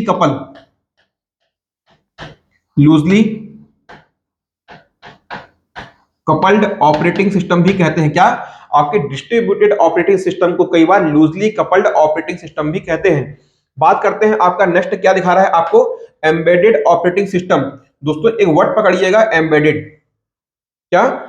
एम्बेडेड। एम्बेडेड का मतलब क्या होता है कि जहां भी एम्बेडेड का शब्द यूज होगा अर्थात वहां पास किसी न किसी विशेष कार्य के लिए आप कुछ कर रहे हैं, किसी न किसी विशेष कार्य के लिए कुछ किया जा रहा है। क्योंकि हम यहां पढ़ रहे हैं ऑपरेटिंग सिस्टम, तो यहां पर ध्यान दीजिएगा आपको कि एम्बेडेड ऑपरेटिंग सिस्टम का मतलब क्या होता है कि किसी विशेष कार्य के लिए तैयार किया गया ऑपरेटिंग सिस्टम। एम्बेडेड का मतलब होता है किसी विशेष कार्य के लिए, फॉर स्पेशल पर्पस। तो क्या होगा कि किसी विशेष कार्य के लिए तैयार किया गया ऑपरेटिंग सिस्टम। उदाहरण क्या होगा, वॉशिंग मशीन। जैसे आपने वॉशिंग मशीन या आपने जीरोक्स मशीन देखी होगी, वॉशिंग मशीन आपने यदि घर में यूज की होगी तो आपने देखा होगा कि एक बार उसमें आपने कपड़ा, पानी और सर्फ एक्सल या जो भी आपका वॉशिंग पाउडर है वो आपने डाल दिया और मशीन को आपने टाइमिंग दे दी, तो क्या करेगा, बस खाली वो इसको लेफ्ट और राइट क्या करता है, उसको बस खाली घुमाते रहेगा। यदि आप उसको ड्राई करना चाह रहे हैं तो आपने कपड़े को ड्रायर में डाल दिया और टाइमर ऑन कर दिया, तो क्या करेगा, वो लगातार एक ही काम को करते रहेगा। अर्थात किसी भी स्पेसिफिक वर्क को करने के लिए जो ऑपरेटिंग सिस्टम यूज किए जाते हैं वो क्या होते हैं, आपके एम्बेडेड ऑपरेटिंग सिस्टम होते हैं। ठीक, इनको नोट करिए।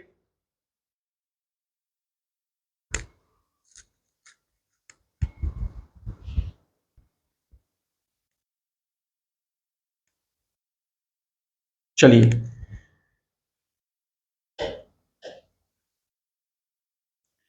अब देखो, ये अभी तक हमने क्या देखा, ऑपरेटिंग सिस्टम के प्रकार देख रहे थे कि किस किस प्रकार के हमारे ऑपरेटिंग सिस्टम होते हैं। तो दो तरह के होते हैं, एक होता है उपयोगकर्ता के आधार पर और दूसरा हमने क्या देखा, आपके कार्य पद्धति अर्थात प्रोसेसिंग के आधार पर। तो हमने क्या है अभी ऑपरेटिंग सिस्टम के टाइप देखे। अब बात कर लेते हैं कि जो भी आपके मार्केट में ऑपरेटिंग सिस्टम है, तो वैसे तो बहुत सारे हैं लेकिन हम कुछ विशेष जो हमारे एग्जाम के लिए, एग्जाम पॉइंट ऑफ व्यू से इंपॉर्टेंट है, अब उनको हम एक एक करके डिस्कस कर लेते हैं। और ये आपके ऑपरेटिंग सिस्टम का सबसे महत्वपूर्ण भाग है। क्या? जो अब हम पढ़ने वाले हैं कि आपके प्रमुख ऑपरेटिंग सिस्टम के उदाहरण, ये आपके इस टॉपिक का सबसे महत्वपूर्ण पोर्शन है। तो यहाँ आप लोगों को विशेष अलर्ट रूप से आप लोगों को समझना है। ठीक है, तो देखिए सबसे पहला क्या आता है आपका OS2। ये एक ऑपरेटिंग सिस्टम है OS2 नाम का। क्या है इसका नाम है OS2।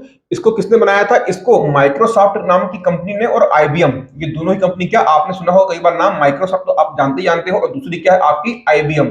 IBM का फुल फॉर्म क्या होता है, इंटरनेशनल बिजनेस मशीन।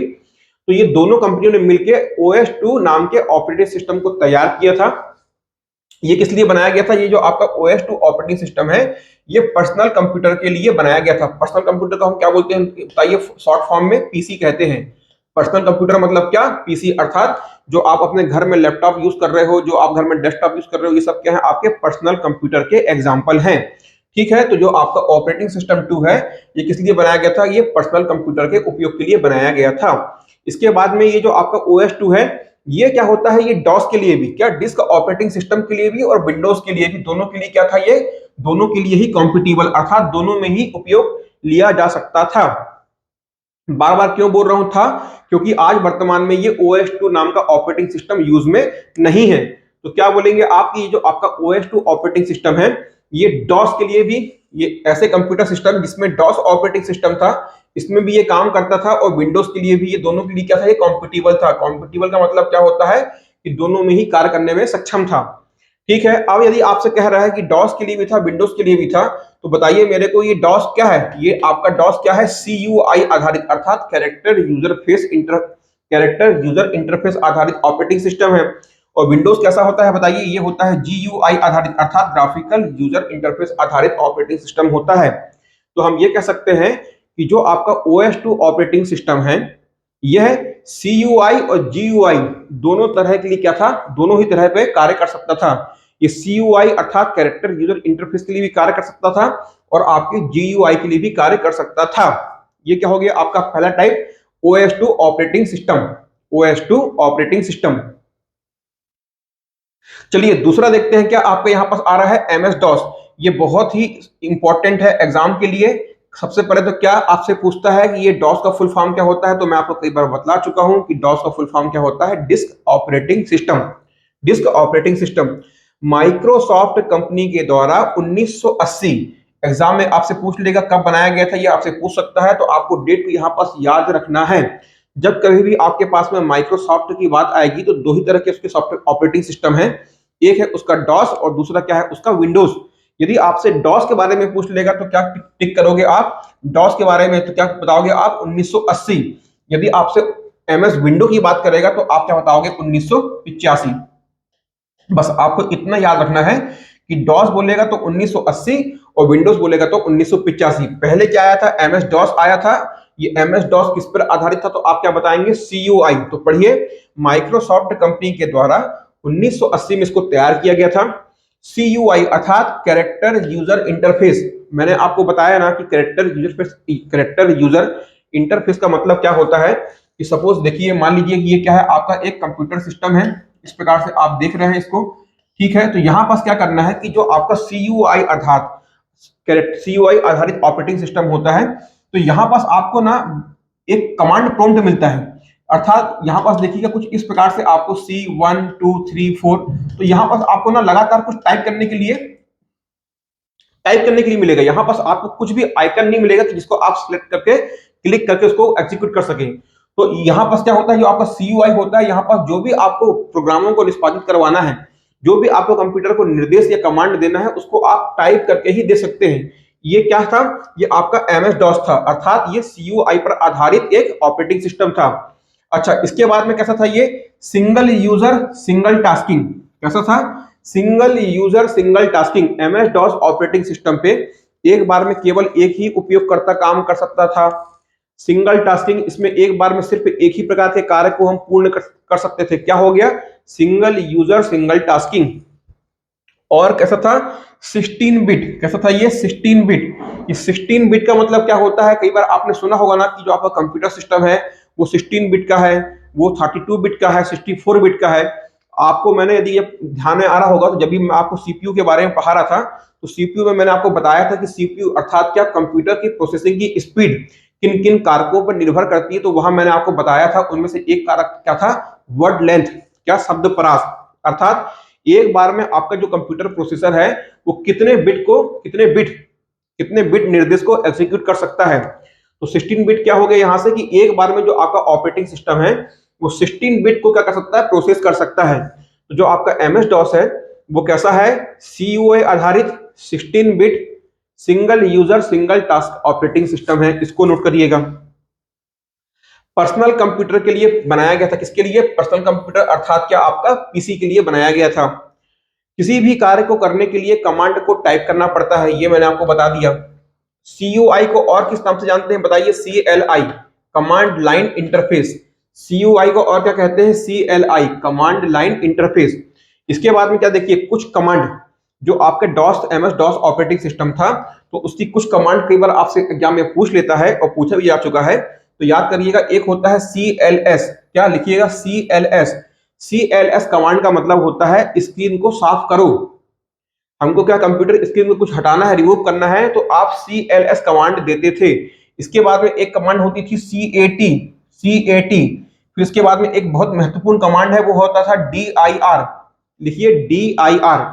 डीआईआर का मतलब क्या होता था कि फाइल व डायरेक्टरी को दर्शाना। फाइल या डायरेक्टरी, फाइल या डायरेक्टरी। मैंने आपको बताया था ना कि डायरेक्टरी क्या होता है, कि जो आपके कंप्यूटर सिस्टम में जो आप डॉक्यूमेंट बनाते हो, तो जो उसमें मेन फोल्डर होता है, आपके डॉक्यूमेंट का जो मेन फोल्डर होता है, उसको हम क्या कहते हैं, डायरेक्टरी कहते हैं। तो क्या डीआईआर का मतलब क्या हुआ, फाइल या डायरेक्टरी को दर्शाना। बताओ कि आपकी फाइल कौन सी फाइल कहां है। तो ये क्या हो गया आपका एमएस डॉस। चलिए नोट करिए, फिर आगे देखते हैं।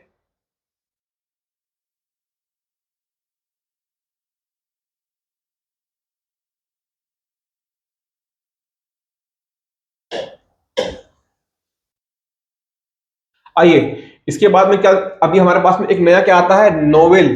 पढ़िए क्या, novel network operating system. Novel, novel network, ये आपसे कभी भी एग्जाम में पूछ सकता है, बहुत ही इंपॉर्टेंट है। तो यह एक नेटवर्क ऑपरेटिंग सिस्टम का क्या है, उदाहरण है। ये क्या है आपका, नोवेल ऑपरेटिंग सिस्टम। ये ऑपरेटिंग सिस्टम का नाम है क्या, नोवेल नेटवेयर। क्या, नोवेल नेटवेयर, लिखिएगा नोवेल नेटवेयर। ये क्या है, नेटवर्क ऑपरेटिंग सिस्टम का एक एग्जांपल है। जो भी आप लैन यूज करते हो, लैन का मतलब क्या होता है, लोकल एरिया नेटवर्क। जो भी आप लैन सिस्टम यूज करते हो वहां पास इस ऑपरेटिंग सिस्टम का प्रयोग किया जाता है। इसका नाम क्या है? Novell NetWare. इसके बाद में बहुत अगला महत्वपूर्ण आता है, वो क्या है? आपका मैक ऑपरेटिंग सिस्टम। क्या? मैक। तो ये आप लोगों ने सुना होगा, जितने भी भैया रईस लोग होते हैं, जितने भी अमीर लोग होते हैं, पैसे वाले लोग होते हैं, अधिकतर लोगों के पास में क्या देखा होगा आपने? मैक नाम का एक ऑपरेटिंग सिस्टम, अर्थात बोलते हैं ना कि मेरा मैक कहाँ है, अर्थात क्या? वो बात कर रहे होते हैं अपने लैपटॉप की या कंप्यूटर की बात कर रहे होते हैं, मैक। तो ये क्या है? आपका मैक ऑपरेटिंग सिस्टम। ये GUI आधारित, क्या? GUI समझिएगा, सिर्फ हमारा केवल MS DOS जो है ना, वो आपका CUI आधारित है। आगे जितने भी हम ऑपरेटिंग सिस्टम को पढ़ेंगे सबके सब क्या होंगे? आपके GUI आधारित होंगे। केवल MS DOS disk operating system ही केवल क्या था? CUI आधारित था। अब हम क्या पढ़ रहे हैं? मैक। ये क्या है? GUI आधारित, सिंगल यूजर, सिंगल यूजर्स। और इसमें आप नोट कर लीजिएगा, क्या? Single user multitasking, single user multi, single user multitasking. क्या? जो आपका मैक ऑपरेटिंग सिस्टम है ये GUI आधारित होता है। सिंगल यूजर अर्थात एक बार में एक उपयोगकर्ता काम कर सकता है, और कैसा होगा? मल्टीटास्किंग होगा। ठीक है। प्रसिद्ध अमेरिकन कंपनी एप्पल द्वारा इसका निर्माण किया गया है। किसका? एप्पल द्वारा। इसके बाद में क्या है? प्रारंभ में इसे मैकिंटोश, क्या? मैकिंटोश नाम से जाना जाता था। प्रारंभ में जब ये एप्पल कंपनी ने अपना ऑपरेटिंग सिस्टम बनाया था तो क्या बोलते थे इसको? मैकिंटोश। और कब बनाया था?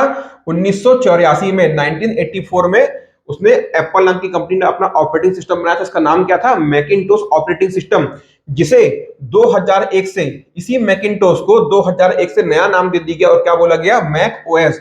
तो आपसे पूछ ले कि मैक ओएस, क्या? मैक ओएस ऑपरेटिंग सिस्टम किस साल, किस वर्ष लॉन्च किया गया था? तो आप क्या बताओगे? 2001। 2001 के पहले इसे किस नाम से जानते थे? तो आप क्या बताओगे? मैकिंटोश। ठीक है। ये दोनों ही एक हैं, लेकिन शुरुआती जो आपका संस्करण था, जो आपका स्टार्टिंग वर्जन था, वो क्या था? मैकिंटोश था। किसने बनाया था? एप्पल ने बनाया था। कब? 1984 में। 2001 से इसको, मैकिंटोश को मैकिंटोश ना बोल करके मैक ओएस के नाम से जाना जाने लगा। ठीक है। आइए बात करते हैं जो आपके मैक ओएस है, इसके संस्करण। क्या? मैक ओएस के प्रमुख संस्करण या वर्जन। अच्छा, ये संस्करण के और ये वर्जन क्या होता है इसको समझिएगा। आपने दो शब्द सुने होंगे, एक होता है अपडेट और एक होता है अपग्रेड। क्या?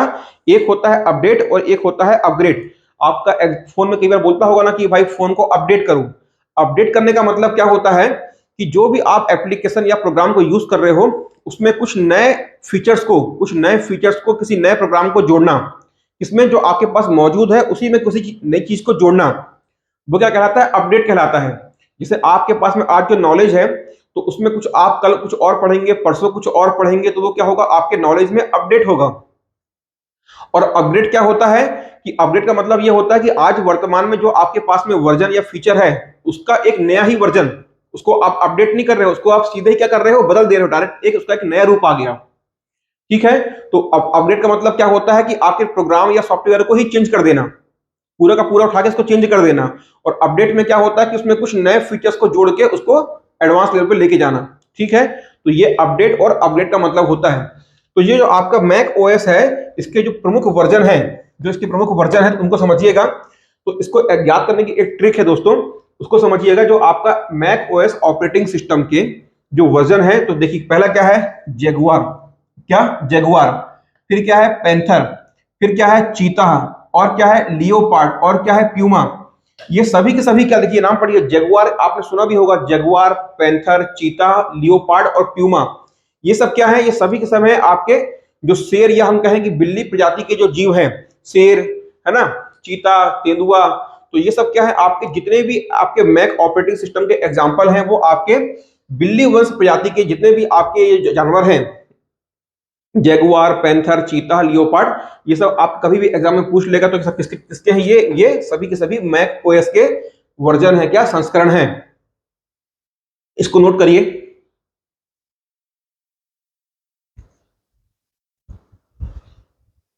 चलिए भाई, तो ये क्या हो गया आपका? Mac OS.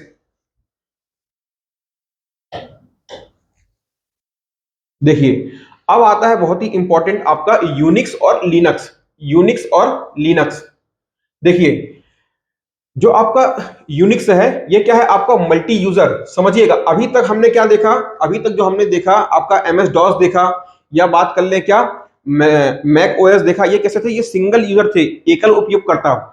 अब आपको क्या ध्यान रखना है कि जो भी आपका यूनिक्स है, नोट करिएगा, यूनिक्स और लिनक्स ये कैसे हैं, ये दोनों के दोनों कैसे हैं, ये मल्टी यूजर है, अर्थात बहु उपयोगकर्ता, एक बार में एक से अधिक लोग इसको यूज कर सकते हैं। तो यूनिक्स क्या है, multi user, multitasking, time sharing, closed source. मैंने आपको लास्ट क्लास में बताया था कि क्लोज्ड सोर्स और ओपन सोर्स का मतलब क्या होता है। क्लोज्ड सोर्स का मतलब होता है कि ऐसा ऑपरेटिंग सिस्टम जो कैसा होता है, प्राइवेट होता है, या कहते हैं क्या, प्रोप्राइटर। प्रोप्राइटर अर्थात मालिकाना हक का होता है, ये आपको फ्री में अवेलेबल नहीं होता है। इसको यदि आपको यूज करना है तो आपको पहले पेमेंट करना होगा, इसका लाइसेंस लेना होगा, उसके बाद ही आप इसको यूज कर सकते हो। तो जो भी ऑपरेटिंग सिस्टम आपको जब मिलेंगे, कि क्लोज सोर्स का मतलब क्या होता है, प्रोप्राइटर अर्थात मालिकाना ऑपरेटिंग सिस्टम जो फ्री में उपलब्ध नहीं होते हैं, उनको हम क्या कहते हैं, क्लोज्ड सोर्स ऑपरेटिंग सिस्टम कहते हैं। इनको यूज करने के लिए आपको उसका लाइसेंस लेना पड़ेगा। अब इसके अलावा एक परिभाषा और बनती है कि ओपन सोर्स और क्लोज्ड सोर्स ऑपरेटिंग सिस्टम का मतलब क्या होता है। तो समझिएगा, ओपन सोर्स का मतलब आपको समझ में आ गया कि जो आपको फ्री में अवेलेबल है, और क्लोज सोर्स का मतलब क्या होता है कि जो आपको फ्री में अवेलेबल नहीं है, उनको यूज करने के लिए आपको लाइसेंस लेना होगा। इसके अलावा एक परिभाषा और होती है, वो क्या होती है, जो आपके ओपन सोर्स ऑपरेटिंग सिस्टम होते हैं ना, तो इसमें एक होता है सोर्स कोड। मतलब क्या, कि ओपन सोर्स ऑपरेटिंग सिस्टम का मतलब ये होता है कि जो ऑपरेटिंग सिस्टम है उसमें आप अपने मन मुताबिक आप चाहे तो उसमें कुछ चेंजेस कर सकते हैं, उस ऑपरेटिंग सिस्टम में कुछ चेंजेस करके अपने लिए आप उसको यूज कर सकते हैं। और जो क्लोज सोर्स में होता है क्या, उसमें क्या होता है कि इसमें किसी भी प्रकार का आप चेंजेस नहीं कर सकते, जो आपको कंपनी बना के दे रही है आप सिर्फ उसी को ही यूज कर सकते हो। तो अच्छा अच्छा क्या होता है, आपका ओपन सोर्स होता है कि क्या वो फ्री में अवेलेबल होते हैं, और उसमें हम अपने मन मुताबिक क्या उसमें परिवर्तन भी कर सकते हैं, किसमें, ओपन सोर्स में। तो ये जो आपका यूनिक्स है, जो यूनिक्स है, तो वर्ड पकड़िएगा, यूनिक्स का मतलब क्या, यूनिक। यूनिक से समझिएगा, यूनिक, यूनिक चीज, आपको कोई भी यूनिक चीज, कोई भी बहुकीमती चीज, यूनिक चीज आपको क्या फ्री में मिलेगी, नहीं मिलेगी, वो आपको पैसा देके ही मिलेगी।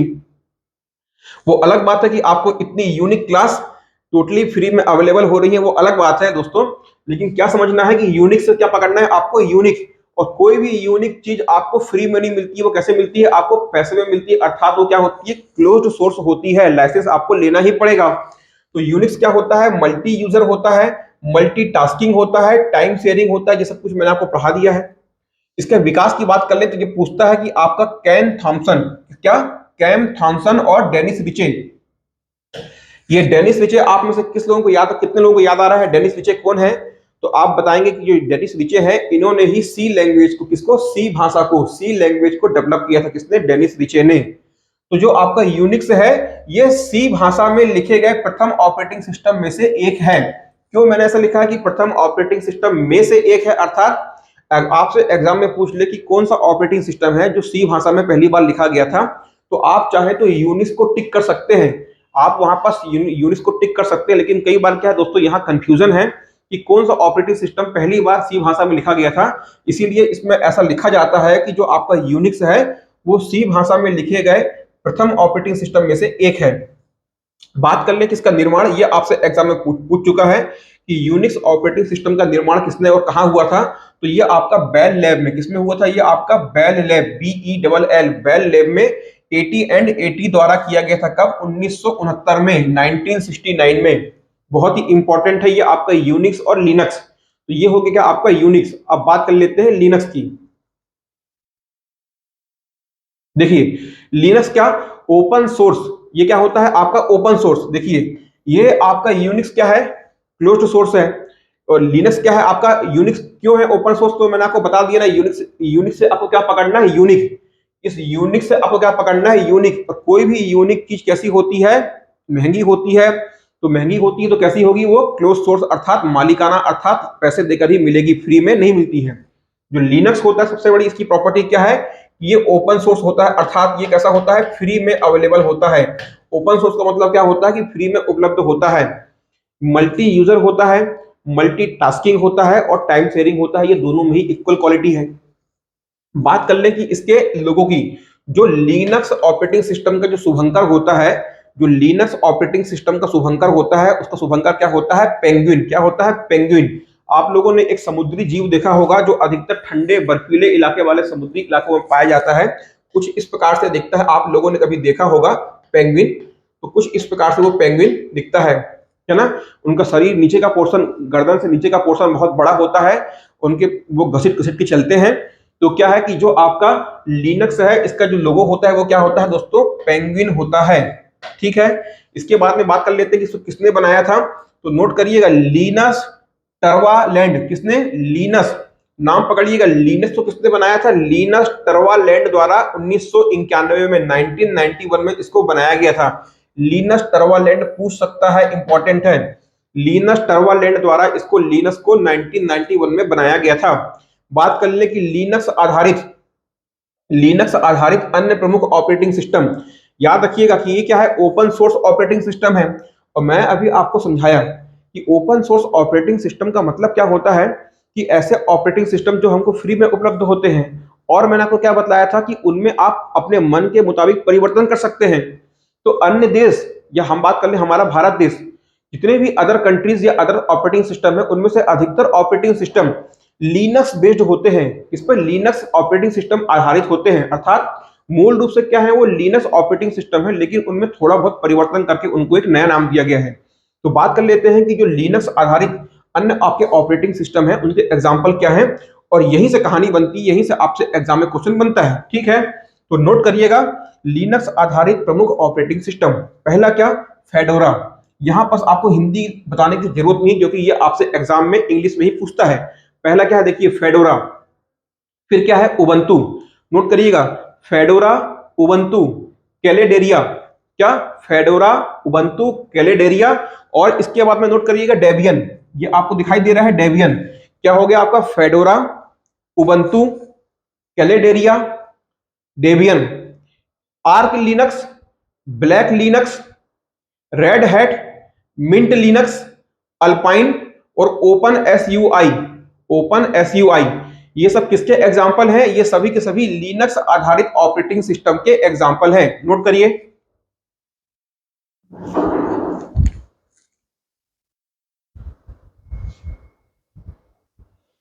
चलिए, तो ये क्या हो गया हमारा? यूनिक्स और लिनक्स। पकड़ना क्या है आपको? सबसे पहला क्या? लिनक्स कैसा है? ओपन सोर्स ऑपरेटिंग सिस्टम है दोस्तों। इसको बार बार बोलिए, लिनक्स कैसा है? ओपन सोर्स है, फ्री में उपलब्ध है। यूनिक्स कैसा है? यूनिक्स का मतलब क्या होता है? यूनिक। मैं आपको ये ट्रिक दे रहा हूं, यूनिक्स का मतलब यूनिक नहीं होता है। मैं आपको ये ट्रिक बता रहा हूं कि यूनिक्स का मतलब आपको यूएन से पकड़ना है, यूनिक। यूनिक चीज फ्री में नहीं मिलती है, अर्थात ये कैसा है? क्लोज्ड सोर्स है। कैसा है? ये आपका क्लोज्ड सोर्स है।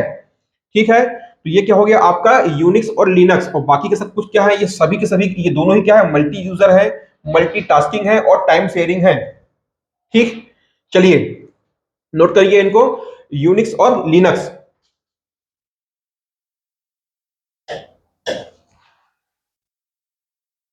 अब इसके बाद में आता है हमारा सबसे इंपॉर्टेंट क्या? MS window. एमएस विंडो, तो ये जो आपका एमएस विंडो है, माइक्रोसॉफ्ट विंडो, जिसको कब बनाया गया था? 1985 में। किसके द्वारा? माइक्रोसॉफ्ट के द्वारा। किसको? एमएस विंडो को माइक्रोसॉफ्ट के द्वारा 1985 में। कब? 1985 में।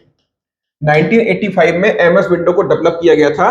ये कैसा है आपका? जीयूआई अर्थात ग्राफिकल यूजर इंटरफेस। नोट करिएगा, जितने भी विंडोज के वर्जन है, चाहे हम बात कर लें Windows 1.0, 2.0, 95, 98, Windows XP 2007, 2000, Windows 8, Windows 10, जितने भी वर्जन है सभी के सभी क्या है? सारे के सारे वर्जन जीयूआई आधारित होते हैं। आपका विंडोज 8 क्या होता है? सिंगल यूजर होता है। क्या होता है? Single user. और आपने सिंगल कहां कहां देखा था? एमएस डॉस भी सिंगल यूजर था, आपका मैक ऑपरेटिंग सिस्टम भी सिंगल यूजर था, और एमएस विंडो भी क्या है? सिंगल यूजर है। क्या बताइए, यूनिक्स और लिनक्स सिंगल यूजर है? नहीं, यूनिक्स और लिनक्स दोनों ही क्या है? मल्टी यूजर ऑपरेटिंग सिस्टम है।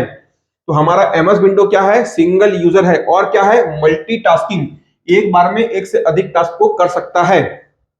तो एमएस विंडो क्या है? सिंगल यूजर है, लेकिन कैसा है? आपका मल्टीटास्किंग है। और सबसे इंपॉर्टेंट क्या है? ये क्या फ्री में मिलता है? तो आप बताएंगे नहीं, ये फ्री में नहीं मिलता है। ये कैसा है? क्लोज्ड सोर्स टाइप का है। तो हमारे पास में अभी तक क्लोज्ड सोर्स टाइप के, कैसे?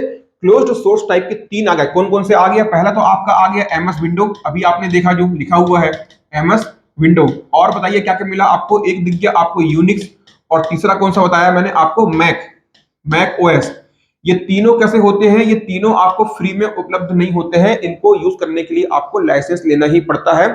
वो बात अलग है कि हम क्या करते हैं, एमएस विंडो की पायरेसी कर लेते हैं, अर्थात उनके सॉफ्टवेयर को चुरा लेते हैं, तो हम पेमेंट नहीं करते हैं कई बार। तो जो भी आपके मालिकाना या प्रोप्राइटर ऑपरेटिंग सिस्टम होते हैं, उनको गैर कानूनी रूप से यूज करना, है ना, इलीगली यूज करना क्या कहलाता है? चुराना क्या कहलाता है? उनकी कंप्यूटर की सॉफ्टवेयर की पायरेसी कहलाता है। तो ठीक है, देखिए, तो एमएस विंडो भी क्या है आपका? क्लोज सोर्स टाइप का है, सिंगल यूजर है, मल्टीटास्किंग है। विकसित किसने किया था? 1985 में इसको माइक्रोसॉफ्ट द्वारा विकसित किया गया था। नोट करिए इसको।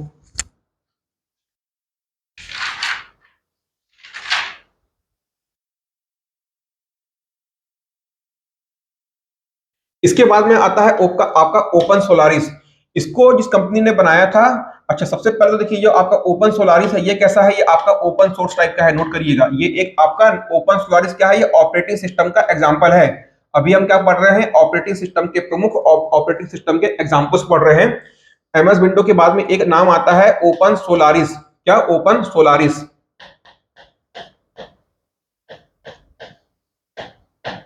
ओपन सोलारिस ये क्या है आपका? ओपन सोर्स टाइप, अर्थात फ्री में open source type. Open source type क्या है आपका? ऑपरेटिंग सिस्टम है। लेकिन ये किस पे आधारित है? जैसे अभी हमने देखा था ना कि बहुत सारे कंप्यूटर सिस्टम क्या होते हैं? लिनक्स ऑपरेटिंग सिस्टम के आधार पर बने होते हैं। उसी तरह से जो आपका ओपन सोलारिस है, इसको ध्यान में रखिएगा। हो सकता है कि एग्जाम में कभी पूछ ले आपसे। तो पहला तो क्या ये ओपन सोर्स टाइप का है? ये क्या है? फ्री में उपलब्ध है। इसके बाद में आप इसमें लिखिएगा जो ओपन सोलारिस है ये यूनिक्स बेस्ड आधारित है। ये कैसा है? यूनिक्स बेस्ड है। इस ऑपरेटिंग सिस्टम बनाने के लिए यूनिक्स ऑपरेटिंग सिस्टम का प्रयोग किया गया है। तो क्या है आपका ओपन सोलारिस? एक ओपन सोर्स भी है और यूनिक्स बेस्ड, अर्थात यूनिक्स ऑपरेटिंग सिस्टम पर आधारित है। और क्या है? फिर मैंने बताया ना, केवल एमएस डॉस को छोड़ करके जितने भी ऑपरेटिंग सिस्टम पढ़ोगे सभी के सभी क्या होंगे? जीयूआई होंगे। एमएस डॉस को छोड़ के जितने भी ऑपरेटिंग सिस्टम हम पढ़ेंगे सभी के सभी जीयूआई, ग्राफिकल यूजर इंटरफेस आधारित होंगे। और ग्राफिकल का मतलब क्या होता है कि आपके ऑपरेटिंग सिस्टम में आइकन्स को आपको सिलेक्ट करके आपको जो भी कमांड देनी है वो क्या करते हो? आप कमांड देते हो आइकन्स पर सिलेक्ट करके। आइकन्स क्या होते हैं? छोटे छोटे चित्र होते हैं। ठीक है, तो ये क्या हो गया आपका ओपन सोलारिस। कैसा है? ओपन सोर्स है, यूनिक्स ऑपरेटिंग सिस्टम पर आधारित है, और कैसा है आपका? जीयू आधारित है। और बात कर ले इंपॉर्टेंट कि इसको किसने बनाया था, तो आप बताओगे इसको सन माइक्रो सिस्टम। इसको सन माइक्रो सिस्टम कंपनी द्वारा इसका निर्माण किया गया था। सन माइक्रो सिस्टम कंपनी द्वारा इसका निर्माण किया गया था। जल्दी नोट करिए इसको आप लोग। फिर इसके बाद में आते हैं, एक नया नाम है क्या आपका? बॉस क्या होता है? Bharat operating system solution. क्या हो गया? Bharat operating system solution. Bharat operating system solution क्या हो गया? ये आपका बॉस। तो ये आपका, इसको नोट करिएगा, है ना, इसको नोट करिएगा। मैं आपको कह रहा हूं, यहां बस मैं लिख के नहीं बता रहा हूं, उसको आप नोट करिए। लिखिए, जो आपका बॉस है वो क्या है? भारत द्वारा विकसित। बॉस क्या? भारत द्वारा विकसित प्रथम स्वदेशी ऑपरेटिंग सिस्टम है। भारत द्वारा विकसित प्रथम स्वदेशी ऑपरेटिंग सिस्टम है। यह काम करिएगा, प्रथम मत लिखिएगा, प्रथम काट देना। भारत द्वारा विकसित ऑपरेटिंग सिस्टम है। भारत द्वारा विकसित स्वदेशी ऑपरेटिंग सिस्टम है, प्रथम काट दीजिएगा। अब बात कर लेते किसने इसका निर्माण किया था, तो आप लिखोगे बाई सीडेक। किसके द्वारा? सीडेक क्या? पुणे। सीडेक का फुल फॉर्म क्या है? Computer development. सीडेक का फुल फॉर्म क्या है? Development of advance computing. Development of advance computing. चलिए, तो ये कैसा है? इसके बाद में इसको सीडेक पुणे ने बनाया था। फुल फॉर्म हमने इसका देख लिया। और ये किस पर आधारित है? ये भी क्या है? आपके लिनक्स बेस्ड आधारित है। कैसा है? ये आपका लिनक्स बेस्ड आधारित है। और जब ये लिनक्स आधारित है तो कैसा होगा, ये आपका ओपन सोर्स होगा, अर्थात ओपन सोर्स। नोट करिएगा, जो आपका भारत ऑपरेटिंग सिस्टम है वो कैसा है, वो आपका लिनक्स आधारित है और कैसा है, आपका ओपन सोर्स है। लिनक्स आधारित है और ओपन सोर्स है। बात कर ले कि आपका जो बॉस ऑपरेटिंग सिस्टम है इसका एक वर्तमान वर्जन है, बॉस ऑपरेटिंग सिस्टम का, इसी को मैं आगे लिख रहा हूं, बॉस ऑपरेटिंग सिस्टम का जो लेटेस्ट वर्जन है, जो इसका लेटेस्ट वर्जन है, लेटेस्ट वर्जन है उसका नाम नोट करिएगा आप, उन्नति। उन्नति बॉस ऑपरेटिंग सिस्टम का जो वर्तमान का सबसे लेटेस्ट वर्जन है वो क्या है, उन्नति। ओपन सोर्स है, लिनक्स आधारित है, सीडेक पुणे द्वारा इसको बनाया गया है, ठीक है। और फुल फॉर्म क्या है, Bharat operating system solution, system solution.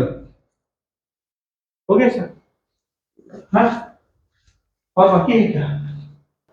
ठीक है, तो क्या हो गया हमारा बॉस ऑपरेटिंग सिस्टम। चलिए नोट करिए इसको।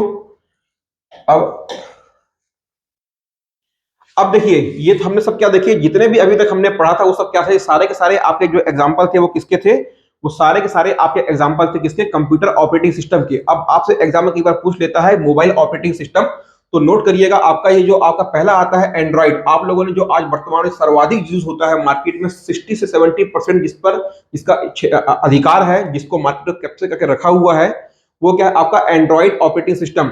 ये एंड्रॉइड क्या है, ये आपका मोबाइल ऑपरेटिंग सिस्टम पढ़ रहे हैं। तो एंड्रॉइड क्या है, ये आपका मोबाइल ऑपरेटिंग सिस्टम है। इसको किसने बनाया था, गूगल कंपनी द्वारा ये ऑपरेटिंग सिस्टम तैयार किया गया है। एग्जाम में पूछ ले तो कब, 5 नवंबर, आप नोट करिएगा, 5 नवंबर 2007 को इसको बनाया गया था। लेकिन मार्केट में इसको कब लॉन्च किया गया है, 2008 में।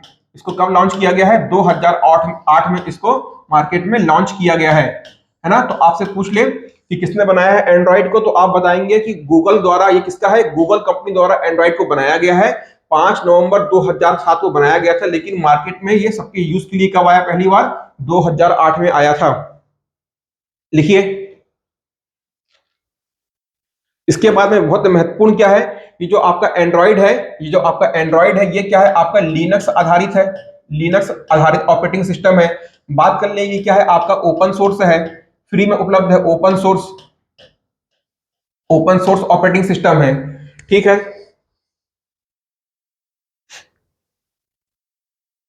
और जितने भी आपके मोबाइल सिस्टम या जो टैबलेट है, या बात कर लें जितने भी टच स्क्रीन है, जितनी भी टच स्क्रीन होती है, तो सबसे पहले इसका प्रयोग किया गया था, एंड्रॉइड का प्रयोग किया गया था, ठीक है। तो ये किसके द्वारा बनाया गया, आपका गूगल द्वारा बनाया गया है। इसके बाद में एक मोबाइल सिस्टम आता है, उसका नाम है भार ओएस। यहां से भार का मतलब भारत होता है, तो ये आपका इंडियन ऑपरेटिंग सिस्टम है, मोबाइल ऑपरेटिंग सिस्टम क्या, भार ओएस। इसको किसने बनाया है, इसको आईआईटी मद्रास द्वारा बनाया गया है, आईआईटी मद्रास द्वारा बनाया गया है। और भारत गवर्नमेंट, इंडियन गवर्नमेंट द्वारा, किसको, इंडियन गवर्नमेंट द्वारा इसके लिए फंडिंग दिया गया था। तो ये क्या है, आपका भारत सरकार का ही एक मोबाइल ऑपरेटिंग सिस्टम क्या है, भार ओएस, आईआईटी मद्रास द्वारा इसको बनाया गया है। पूछ ले आपसे कि बाडा, बाडा क्या है, तो बाडा एक ऑपरेटिंग सिस्टम है, कैसा, मोबाइल ऑपरेटिंग सिस्टम है। और किसके द्वारा बनाया गया था, तो सैमसंग कंपनी के द्वारा इसको बनाया गया है, बाडा ऑपरेटिंग सिस्टम को। बात कर लेते हैं सिम्बियन की, तो आपका सिम्बियन क्या है, ये नोकिया द्वारा, सिम्बियन किसके द्वारा बनाया गया है, सिम्बियन ये एक ऑपरेटिंग सिस्टम है, कैसा, मोबाइल ऑपरेटिंग सिस्टम है, नोकिया कंपनी द्वारा बनाया गया है। इसके बाद में आता है बहुत ही इंपॉर्टेंट, ये क्या है आपका आईओएस। आईओएस का मतलब क्या होता है, बताइए। आईओएस का मतलब होता है एप्पल ऑपरेटिंग सिस्टम। ये एप्पल कंपनी का मोबाइल ऑपरेटिंग सिस्टम है, ये एप्पल कंपनी का मोबाइल ऑपरेटिंग सिस्टम, इसका नाम क्या है, आईओएस। इसके बाद में एक हुआवे नाम की कंपनी है, आपने सुना होगा हुआवे, जहां तक ताइवान की कंपनी है, तो हुआवे। तो ये क्या है, इसको, इसका ऑपरेटिंग सिस्टम का नाम क्या है, ईएमयूआई, ईएमयूआई। नोट करिए, ईएमयूआई। ये सब सभी के सभी क्या है, ये सभी के सभी कैसे हैं, आपके मोबाइल ऑपरेटिंग सिस्टम है। इसके बाद में करीबन 2010-11 के समय की बात कर ले, जब आपके कीपैड वाले फोन थे, कीपैड वाले फोन चलते थे, तो जैसे आज आपके पास आईफोन, जो एक आपकी, आप कितने प्रॉस्पर हैं, कितने पैसे वाले हैं, ये दर्शाता क्या कि आपके पास में एप्पल का फोन है, मतलब वो क्या है, बहुत पैसे वाला व्यक्ति है। तो उसी तरह से जब आपका कीपैड वाले फोन चलते थे, जिसमें हम बटन दबाते थे ना, कीपैड वाले फोन, तो उस समय ब्लैकबेरी नाम की एक कंपनी थी, क्या, ब्लैकबेरी।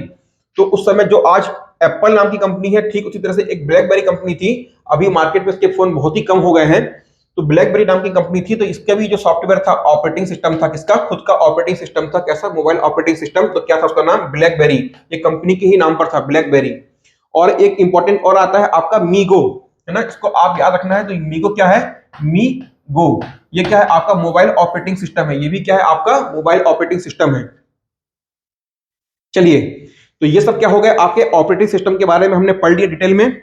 अब बस बचा क्या हमारे पास समझने के लिए?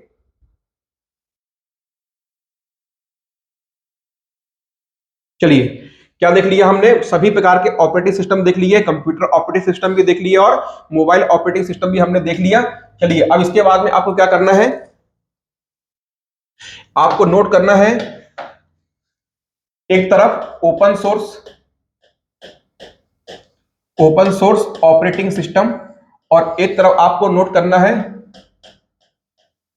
Closed source operating system.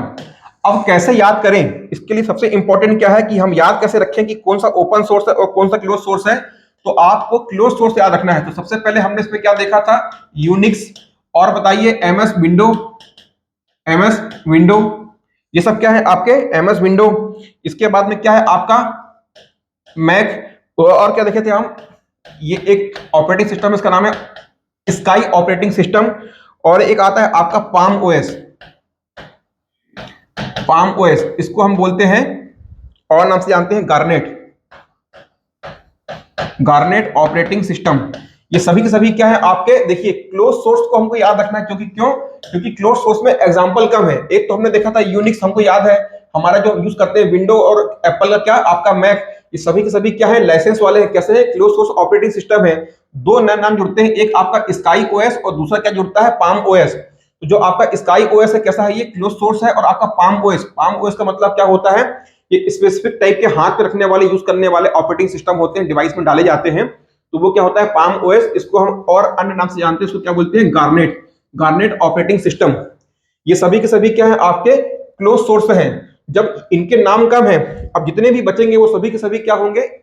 इनको छोड़कर जितने भी ऑपरेटिंग सिस्टम बचेंगे वो सभी क्या होंगे? आपके ओपन सोर्स होंगे। जैसा कि आप नोट करिए, आपका सबसे पहला क्या होगा? लिनक्स। और लिनक्स पर हमने क्या देखा था? इस पर आधारित आपका था एक फेडोरा, फिर हमने देखा था एक मिंट, फिर इसी का क्या था? आपका लिनक्स में एक ब्लैक लिनक्स, है ना, ब्लैक लिनक्स, आर्क लिनक्स, जो हमने देखे थे ना, वो सब उसको आप नोट करिएगा। इसके बाद में क्या था? हमने देखा था एक कैलेडेरिया एक हमने देखा था कैलेडेरिया। और आप क्या कर लोगे? बहुत ही इंपॉर्टेंट है डेबियन के बाद में क्या था? डेबियन देखा था, अल्पाइन देखा था, और क्या था आपका? अल्पाइन। इसके बाद में जो हमने क्या पढ़ा? Boss operating system. उसके बाद में क्या है? एक आपका है, हमने इंपॉर्टेंट देखा ओपन सोलारिस। ये ओपन सोलारिस, इसको ध्यान में रखना। ये ओपन सोलारिस क्या है? इसको बहुत ध्यान में रखना। ये ओपन सोलारिस आपका ओपन सोर्स ऑपरेटिंग सिस्टम है। ये वर्ड से पकड़ना, ये ओपन सोर्स ऑपरेटिंग सिस्टम है। इसके बाद में एक बहुत ही इंपॉर्टेंट आता है, वो है फ्री बीएसडी। ये क्या है? ये फ्री बीएसडी, ये कैसा है? एक ओपन सोर्स ऑपरेटिंग सिस्टम है, एग्जाम में पूछ चुका है, इंपॉर्टेंट है फ्री बीएसडी। फिर जो भी हमने दिखा अभी, क्या? एंड्रॉइड। ये कैसा है? ये आपका मोबाइल ऑपरेटिंग सिस्टम है, पर कैसा है? आपका ओपन सोर्स टाइप का है, एंड्रॉइड। फिर बात कर लेते हैं, आपका एक आता है बहुत ही इंपॉर्टेंट, नोट करिएगा, क्रोमियम। इसको क्रोमियम, जनरली इसको क्रोम भी बोलता है, क्रोम ऑपरेटिंग सिस्टम। इसका पूरा नाम क्या है? इसका पूरा नाम है क्रोमियम ऑपरेटिंग सिस्टम। ये क्या है? आपका क्रोमियम ऑपरेटिंग सिस्टम। ठीक है, ये किसका है? इसको बनाया था गूगल कंपनी ने। किसने? ये गूगल कंपनी का ऑपरेटिंग सिस्टम है। कैसा है? और ओपन सोर्स है। क्रोम का फुल फॉर्म क्या होता है? Chromium operating system. और एक बहुत ही इंपॉर्टेंट है, नोट करिएगा, हैकू, ये भी अमेरिका का है। तो ये सब क्या है? आपके ओपन सोर्स ऑपरेटिंग सिस्टम है। सिर्फ यहां से एग्जाम में आपसे क्वेश्चन पूछेगा, लिनक्स के आधारित जितने भी ऑपरेटिंग सिस्टम मैंने अभी इसके पहले आपको बताया था, आपने नोट किया होगा जब मैं आपको लिनक्स बता रहा था, तो वो सभी के सभी क्या है? आपके ओपन सोर्स ऑपरेटिंग सिस्टम है। इसके बाद में Fedora, Mint, Caldera, Debian, Alpine, Haiku, BOSS, OpenSolaris, FreeBSD, Android, Chrome का फुल फॉर्म क्या होगा? Chromium operating system. ये सभी के सभी क्या है? आपके ओपन सोर्स ऑपरेटिंग सिस्टम है। तो ये याद कर लो, और या तो इनको याद कर लो, Unix, Windows, Mac, Sky OS और पाम ओएस। ये सभी के सभी क्या है? आपके क्लोज सोर्स ऑपरेटिंग सिस्टम है। चलिए, तो ऑपरेटिंग सिस्टम का जो टॉपिक है आज हमारा यहाँ समाप्त होता है। ऑपरेटिंग सिस्टम का जो टॉपिक है वो हमारा यहाँ पर समाप्त होता है, और कुछ छूट तो नहीं रहा है।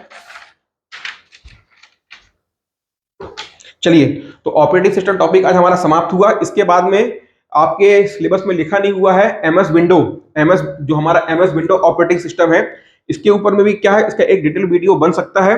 यदि आप लोगों को पढ़ना होगा तो आप लोग कमेंट करके बतलाएंगे। यदि अधिक से अधिक संख्या में लोगों को कमेंट आएगा तो ही तो मैं इसको कवर करवाऊंगा, अन्यथा वो आपके सिलेबस में नहीं दिया हुआ है तो हम एमएस विंडो को नहीं पढ़ेंगे। ठीक है, तो ऑपरेटिंग सिस्टम टॉपिक हमारा खत्म, समाप्त होता है। चलिए, तो अब मेरे को दीजिए आप इजाजत, मिलते हैं आपसे अगली क्लास में। तब तक के लिए आप सभी को बाय बाय। ठीक है।